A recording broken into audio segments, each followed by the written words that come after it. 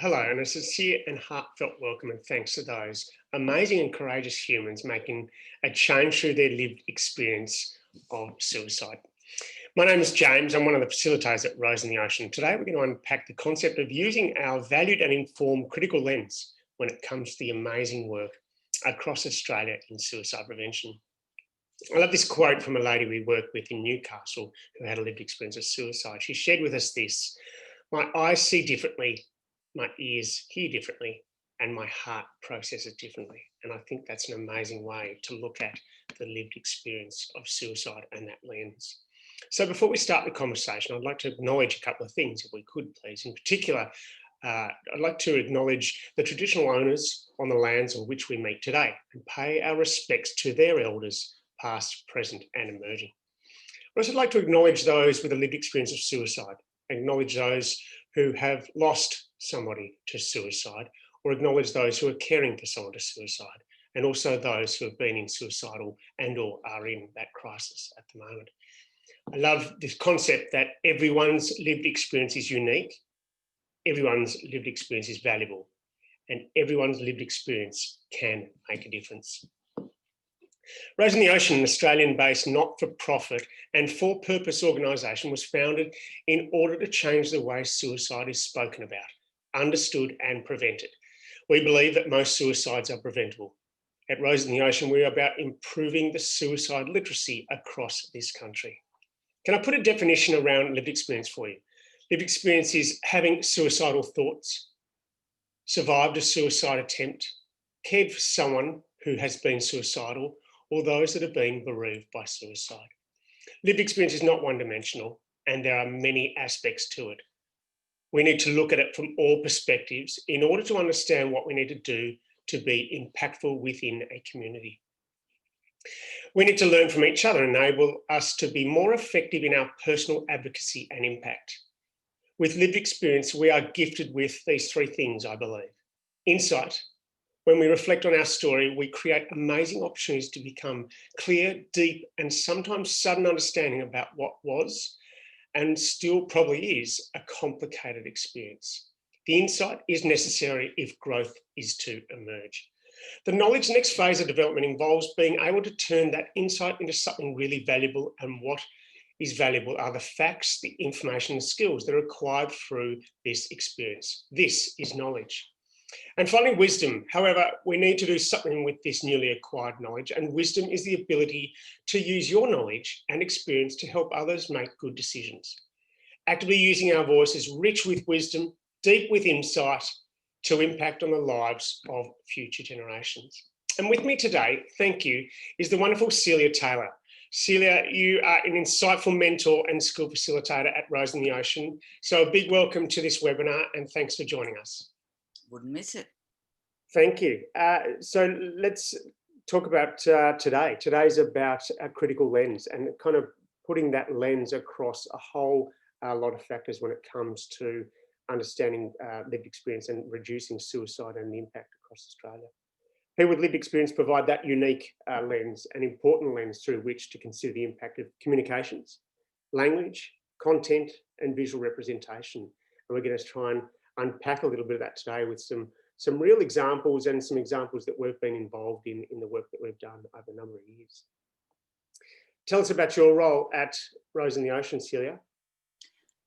Well, I've been working with Roses now for 4 or 5 years, and I co-facilitate workshops, and I work in mentoring people, also screening, and I do other stuff as it arises.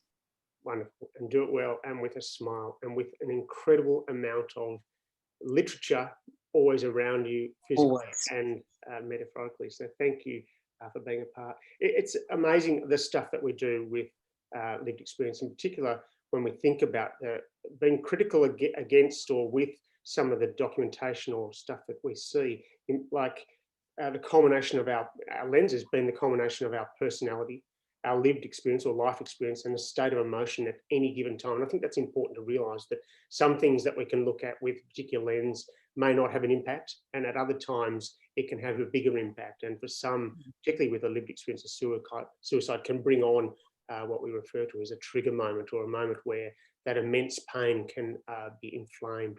So I guess that's kind of the other side of not just being critical, but actually having a safety approach to the way that we deliver programs, but also talk about the importance of suicide prevention across Australia and in our communities.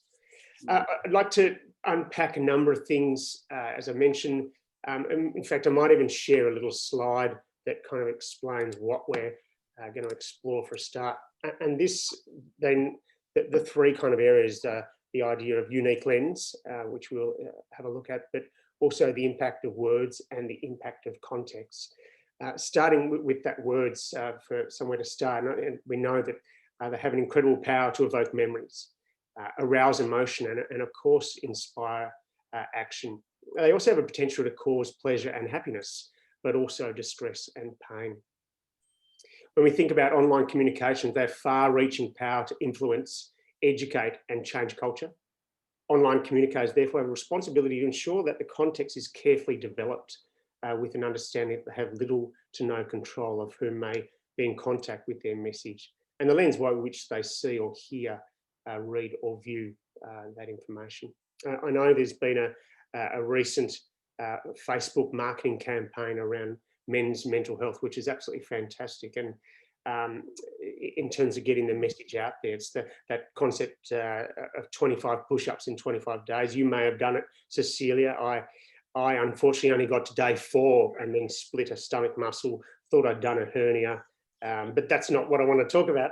I want to talk about the messaging that comes with that marketing campaign that I mentioned, around 25 push-ups for 25 days for men's mental health.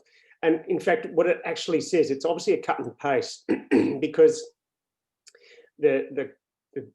what's written there, it says, let's stop men committing suicide by doing 25 push-ups in 25 days.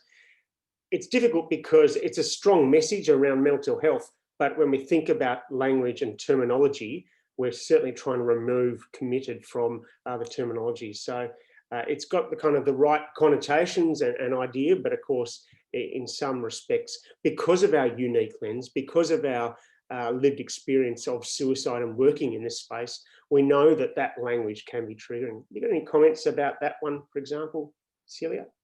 Yeah, it's really interesting. I think people some people are on the fence about that whole committed thing. And in fact, I was at a workshop, and I don't think I was doing it with you, James, but someone said committed to me is a good word because I commit to something. I commit to going to the gym. I commit to doing push-ups until I do bad things. But largely, most people we talk to say committed it's got a real stigma. It's got a real criminal sort of part of it where, you know, you commit murder, you commit a crime, you commit this, you commit that. And overall, I think that we're better off without it, but it's still very common. And I still find myself saying it occasionally and hearing it with other people, and then having to say, well, you know, actually, maybe we could just talk about that language for a moment. Yeah, absolutely. And we could spend hours on language, but today's not about language. And I know you and I are sometimes prone to a little bit of bad language too, which can sometimes not be that helpful. I'm shocked. Back to this little slide, because I think it's quite important that we just sort of give a high level context. When we think about visual imagery, you know, when we see things that can evoke that emotional response, especially if it's connected to something that reflects the part of our lived experience of suicide. When people use evocative language in particular, in an irresponsible manner and or subconscious, like I mentioned, that Facebook post, they can have a damaging effect on some people, or people that are navigating complex feelings through their loss and grief. And so it's always worth, and this is the conversation we're going to have today around what that looks like.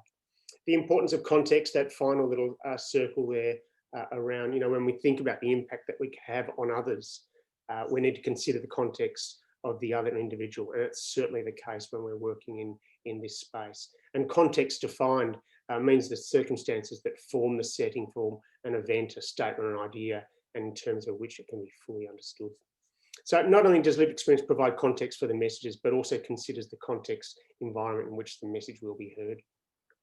There's a great kind of framework by which we work with lived experience of suicide, and that is this concept that we learn from each other, enable us to be more effective in our personal advocacy and impact. And there's three things: it's the insight, the knowledge, and the wisdom. And I love that, and I keep talking about that and using those three terms to find that the amazing thing that comes out of lived experience.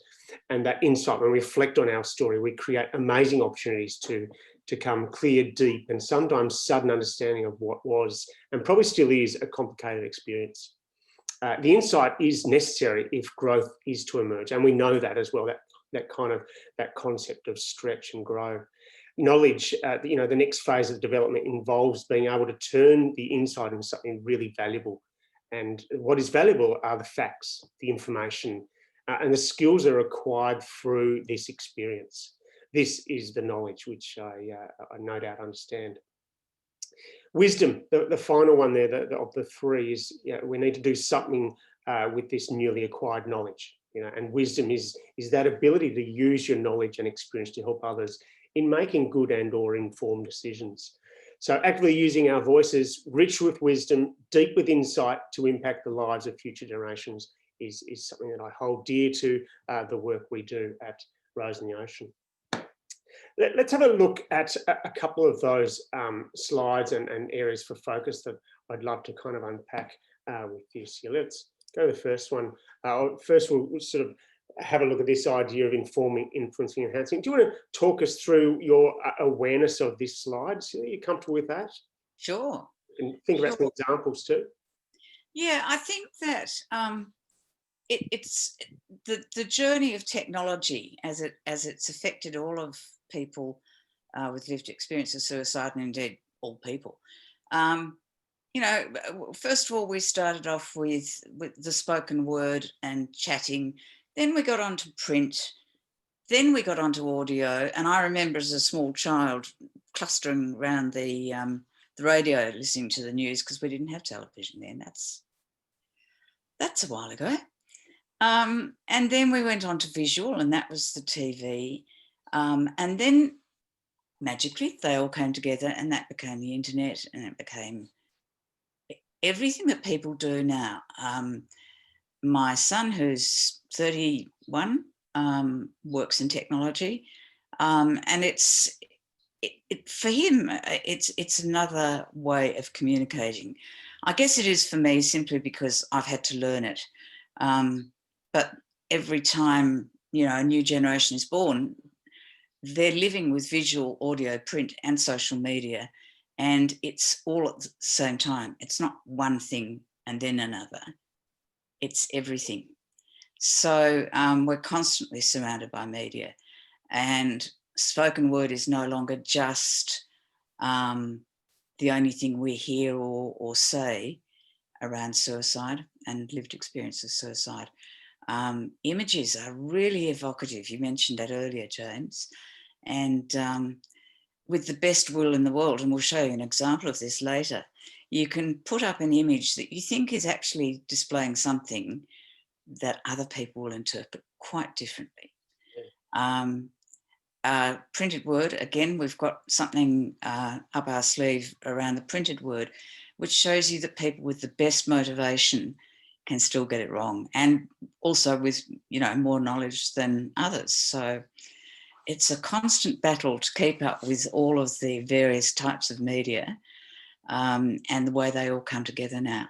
That's constantly my challenge. Yeah, I gave that example of Facebook and the social media campaign there. That COVID 1.0 lockdown in Melbourne, my son and I were engaged in the 20 plus James Bond movies. So we made a commitment to each other that back to back we will watch every one each night as they were being shown on TV. And we did that. And to be fair, we probably at best got through an hour of most of them. We certainly didn't watch every one. But with my critical lens on, with my informed insight, wisdom and knowledge that comes around the impact of language.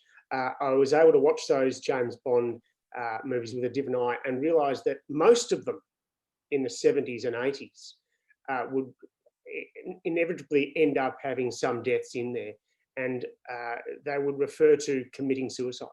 Mm. Would actually say that individual had committed suicide. And this is the 70s and 80s. And I think we're changing that kind of vernacular now in the way that we're presenting that. But as we know, it still falls in the media. It still is mentioned in the media, in print, even to this day, that is the way that our role as lived experience advocates is to try and help people understand why we're changing some of the language to reduce that impact. So it's very much still with us, but it's a long journey, but I still think we're really getting there. And as it says there, that concept of informing, influencing, enhancing across those various medium is kind of the role that we play. When we think about the points of those consideration that we're looking at, also the context before, we need to be thinking about things like, where are people going to come into contact with this communication? Where does that potentially come up? Will they be in a crowded place? What could potentially set them off, and where would they be? Are they alone at home? Will they be in the workplace or on an aeroplane? And we've got examples of that, and that concept of being on an aeroplane and watching a movie and having some sort of reaction to some inappropriate content related to suicide, unable to seek privacy. That feeling of where do I go can make it really difficult. How will the content make them feel? What emotional state are they in at the time? So there's a lot of sort of points of consideration when we're thinking about the context of where some of that stuff comes up. So it's I think it's good if we can sort of jump into an area of focus, which I'd really like to unpack some of these things, and I'm going to ask you some questions, Celia, if you're okay with that. And here's some media that's around and been around, and I'll go to you. What do you think, or what sort of image comes to mind when you see this advertising to hopefully be around suicide prevention? What do you see here? Look, it depends on the lens, but what I see is that, first of all, the very big hand reaching down to the much smaller hand. It could be a child's hand, and it makes the impression that gives is that there's someone who is in control and someone who is not in control, someone who is slipping, someone who is grasping. And that's not always positive. People who have suicidal thoughts are not small people, they're not children, they're not childlike necessarily. And it can be seen as quite demeaning. I think also it's a really ambiguous image. It could be someone letting someone go, as well as trying to grasp their hand. So at the moment, I'm just talking about the actual graphic of the two hands. And the fact that they're depicted in black is actually really, it's like using all capitals in a text. It's like shouting to me. And then we look, what do you think? Is that sort of how it strikes you, James? Yeah, I love that concept of, it could be a whole lot of things. It could be someone reaching up for help, but it could be someone letting go. It could, there's that sense of, what is the dynamic between the two people? There's all sorts of things there that can be right and wrong about that image, and it's the kind of, it depends on which lens you're looking at it as well. That's certainly.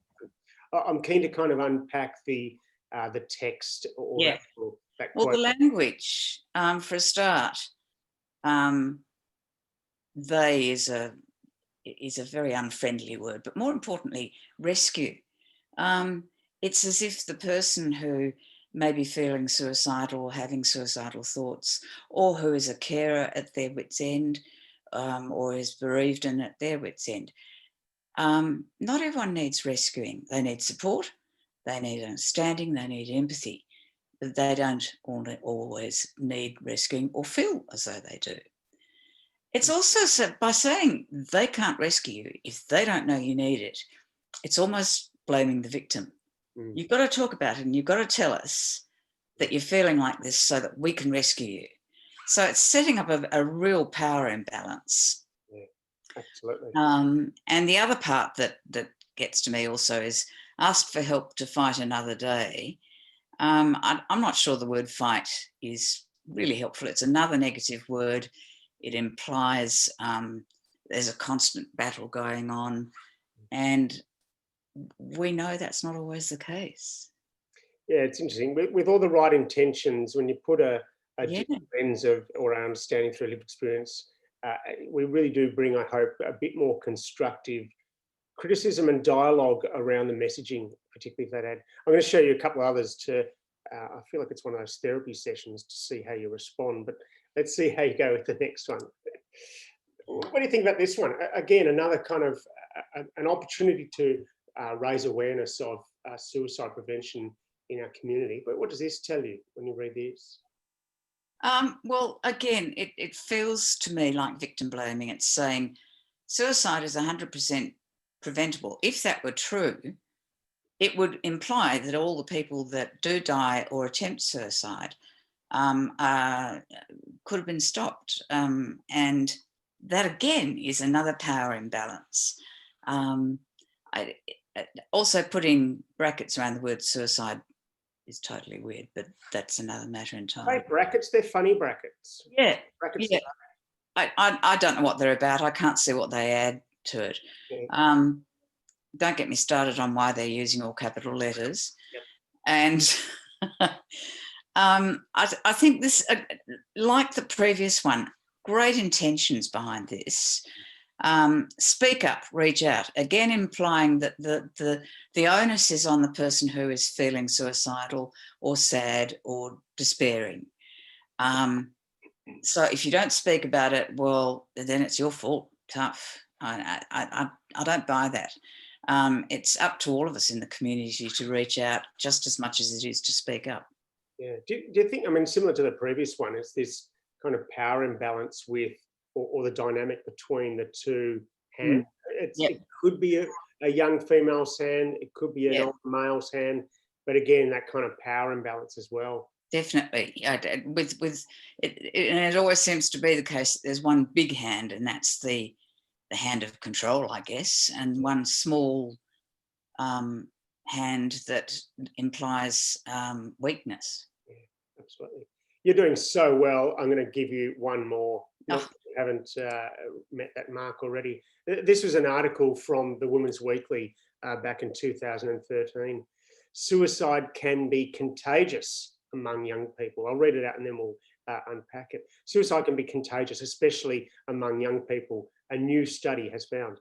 Canadian researchers found teenagers who had a friend who had committed suicide, there's that word again, were 5 times more likely to have a suicidal thoughts themselves. The effect, known as suicide contagion, was most pronounced in 12 and 13-year-olds, and the increased risk lasts for 2 or more years. We found the exposure to suicide predicts suicidality, a study leader had mentioned. This was true for all age groups, although exposure to suicide increased the risk most dramatically in the youngest age group when baseline suicidality was relatively low. What are your thoughts when you see that? Let's talk about the language. Let's talk about, in particular, the image as well. Well, starting with the image, it's the sort of image I'd normally associate with a TV advertisement for helping out of control teenagers and young people. And it's an image which, you look at the graffiti, you look at the hoodie, you look at the person in an attitude of despair, and you think that's what people who have suicidal thoughts are like. And as you and I know, James, that's not, it really is an absolute stereotype. And it's quite a negative stereotype at that. So, and there's all that black imagery in it, again, quite depressing. And then when the first word that jumps out at you is contagious. And in fact, they've got it in inverted commas. And if there's anything more scary than contagion, particularly in 2020, I don't know what is. So I think that what has happened is that someone has taken some research and they thought we should do an article for women and parents of Australia, because it is in the Women's Weekly. And we need to inform them about this so they can watch out for their kids. The problem is contagion is a really strong word that is, as I said, really scary. So what they've done is they've taken a piece of research and distilled it down to some words that perhaps might not have been very well chosen to give a really scary impression that if there's ever a suicide or an attempted suicide in a particular school, they're all going to be at it in 5 minutes because that's the way it works. So I think it's people, again, best intentions, but suicide contagion, in inverted commas, is not the language we should be using. Yeah, it's thanks for that, because for me, when I look at the image, you sort of think of, teenager, maybe, as you say, a dark alleyway, graffiti, hoodie, ripped jeans, undone shoelace, all those things that could be associated with, homeless and or substance abuse. And of course, that's not necessarily attached to those who are in suicide crisis or ideology. So, it's, to me, I kind of think about it as a little bit of lazy media. Without a lived experience, without a critical lens, without someone, kind of checking on the work before it goes out there. So thanks for that. I think there's some really cool examples of how, as you say, the right intentions, but when we put that lens over it with our experience, our insight, knowledge and wisdom, we can be critical and we can bring some value to ensure that the right messages are getting out there. I'd like to now speak a little bit about bursary applications. And I know I've applied for bursary applications over the years. I no doubt believe you may have as well. Yeah. And before I do that, I kind of just want to summarise this kind of idea of stigma. What is that stigma? And because stigma being the mark of disgrace that sets a person apart from others. And I really think that when we get this imagery, this language, these kind of marketing campaigns without the proper lens over them, we do create a level of stigma. I really do believe that's the case. And when a person is labelled by their illness, they are no longer seen as an individual, but as part of a stereotype group. And I think we saw that in that previous example. And what happens with that is, negative attitudes and belief towards this group create prejudice, which leads to negative actions and discrimination. And I think that kind of summarises why we're working a lot in this space around critical lens. So the bursary application, can you kind of walk us through what you've seen in the past that, again, with all the right intent, people who are putting these fairly lengthy requests to individuals. Can you kind of give us your experience of what you've been through before? Sure. And it's also what I have not done as a response to some of them, because sometimes I've gone to apply for a bursary and one springs to mind, which was the application form was something like 6 pages long and very fine print, I might add. And by the time I was about a third of the way, just through reading it, I hadn't even started to fill it in. I was just going, they may be talking about lived experience of suicide, which I have, but clearly they're not talking to me because they're talking to people with really, major experiences. And people who have lived experience of suicide are inclined anyway to downplay their experience because, and we talk a bit about imposter syndrome, where we think everyone's experience is bigger and badder than mine, therefore I really should shut up and let them talk about it. So in fact, I have not applied for bursaries because I just felt they're not talking to me, they're talking to someone else. And certainly some of them have been lengthy. They've wanted enormous amounts of information that really, I don't believe, are part of a bursary. at the time I wanted to apply for a bursary to a particular conference. I wasn't earning a lot of money. I was eating, I was paying for a roof over my head, but I didn't have the money to go interstate, to fly interstate, to stay in a hotel for a few nights and to pay the fee for the conference. It would have been well over $1,500. And not all of us have that sort of money ready to hand. So it was a really important conference. I really wanted to go to it. And I thought, I'm not going. Because did you feel like there was a competition? Sorry, did you feel like... Yeah, it was. It was just like a competition. And I thought, not only that, I just felt not worthy.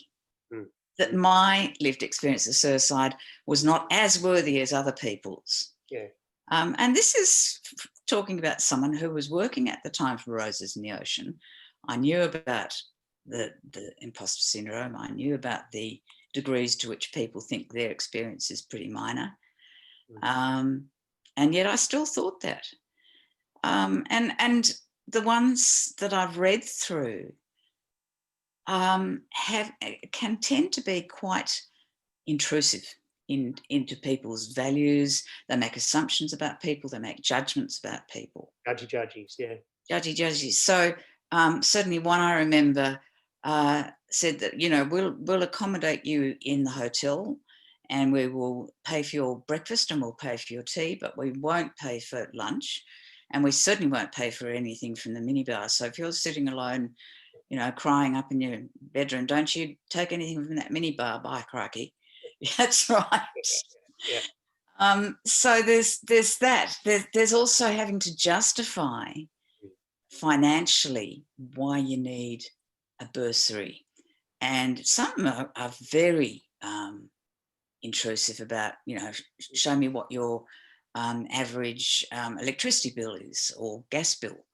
And I really it has no place. No. It shouldn't be a competition to go to a conference or a workshop or anything, which is about me and my life experience and where I have something I believe of value to offer. I shouldn't have to compete to see whether my experience is qualitatively better or worse than somebody else's. Yeah. I know there is a competition for money, but it shouldn't be the detail that is required. The word limits on some of them, 2,000 words, you might as well write an essay and be done with it. Yeah, I think that's a really important one as well for any kind of application or bursary. It's that, in 250 words or less, and you think, well, wow, 250 words or less, I'm going to give my most deepest, darkest moments around my suicidality or where I was in some level of crisis. Anything beyond that will be cut off. Yeah. Anything beyond that, I'm out of the competition. And, it's not a competition. That eligibility suggests that there's a weighting to my pain or what I had to go through. And that weighting is like, and of course, heaven forbid if you're unsuccessful in the application for the bursary because your lived experience couldn't be fit within 200 or 1,000 words or whatever it looked like. You really did want to use the minibar, as you've already described. Yes. There was a level of judgy involved. There was a financial weighting or issue looking at your previous gas, but all those kind of things you've described. And of course, imposter syndrome that absolutely comes across all of that stuff. Maybe my lived experience of suicide's not strong enough or is going to be judged against other people. And then, as you say, well, you know what? It's all too hard.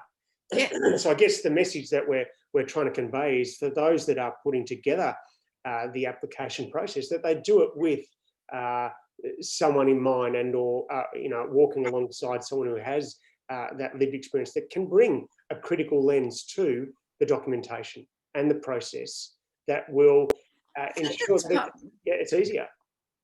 Yeah. The really important part for me is that people have often asked me, and no doubt often will ask me, what is so special about people with lived experience of suicide? And talking about the unique lens is exactly that. We see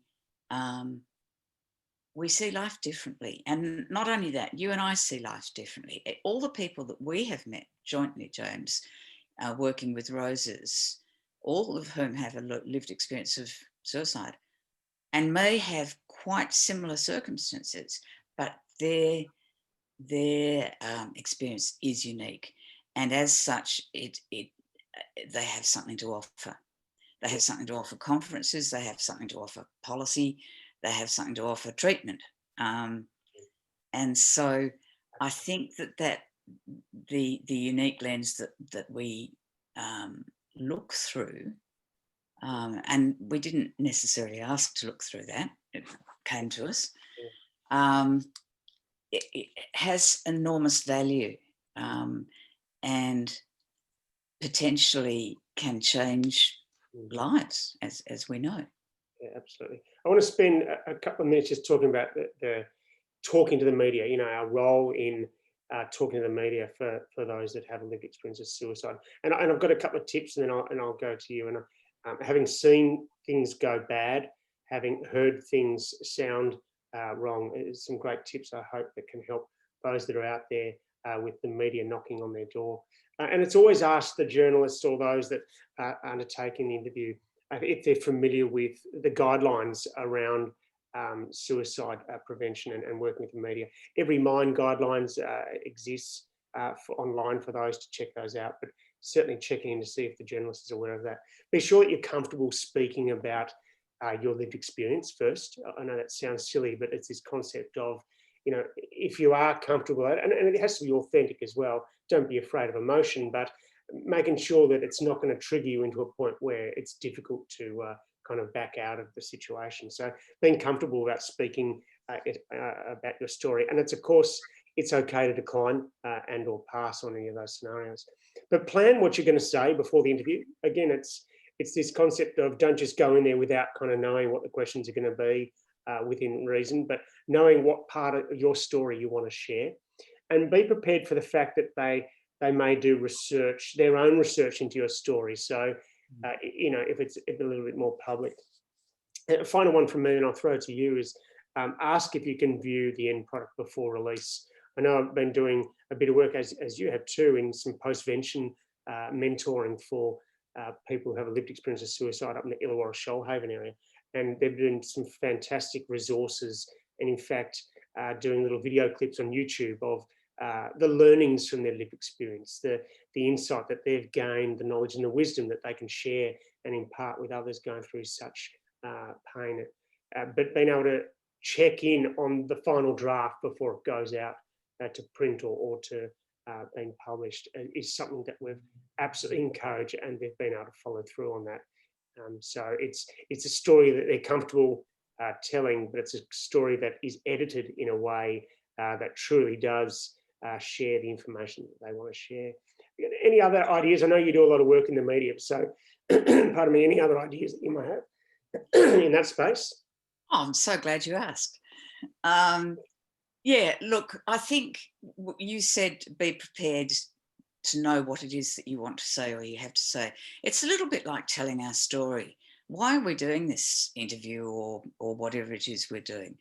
And the rule of three, as always, applies. So think of three things that you want to have heard, and don't allow yourself to be distracted from them. And both TV and radio, well, any interview can be quite distracting. Journalists know what they're doing. They know how to use their skills to get people to open up. And it's really critical not to be diverted from what you want to say. So pick the three things that you want to say that are relevant to whatever it is you're talking about, and repeat them as often as you can in as many different words as you can, because otherwise you'll find yourself sliding off topic and there's no way to get back on again. And that's always a tricky one. The other thing is that when we're nervous, we speak really fast and it obscures our message. So just treating it as an opportunity to speak slowly and channel a newsreader, and be really clear about what you're saying. And I have been known in interviews, and I used to do a lot of, I used to be interviewed on radio and TV quite a lot in a previous role. And if you make a mistake, then you just say, oh, I don't know where that came from, but that was wrong. And just treat it as normal conversation. The more het up and the more nervous we are, the higher our voice goes and the faster we speak, and the message is lost. And the whole point of doing an interview, if you're prepared to do an interview, is to send a message or send 3 messages. Yeah, great. Thank you. I've got one final question before I thank you for your time and your amazing insight. And I love asking this of people I work with, and that is, and because I believe you are super, but I want to ask you, if you had a superpower, what would it be? Okay, so can I have 10? No, look, the main one I would pick would be extraordinary powers of communication, because communication is so important. It's so much more than words. It's so much more than language. As you say, there's that little pie chart. It's about the language you use. It's about the tone you use. It's about your facial expression. It's about your body language. It's context. It's everything. So yeah, extraordinary powers of communication. That's what I'd be going for. Well done. I reckon you've got that already. But you know what just occurred to me is that you're wearing glasses and I'm not. So it would make sense that I put my unique lens on, or my critical lens on. I probably should have done this at the start. But now I can actually read my notes. But I'll just a couple of final things from me. And again, Celia, thank you for your time, Celia. I think it's been incredibly valuable as we've unpacked this conversation. There's a great little quote that we've been using in a number of our programs recently, and that is, the traces of our past shape the narrative of our future. Our pasts are our biggest assets, and I truly believe that. So share our stories as much as we can. We need to build and share our stories for us to make this change. And, and in final and closing, our lenses, and I mentioned this before, our lenses are a culmination of our personality, our life experience, and our state of emotion at any given time. The insight, the knowledge, and the wisdom that comes from a lived experience of suicide will change and help people in the future. So thank you again for your time, Celia. Be good, look after yourself, and I'll see you hopefully on the road soon.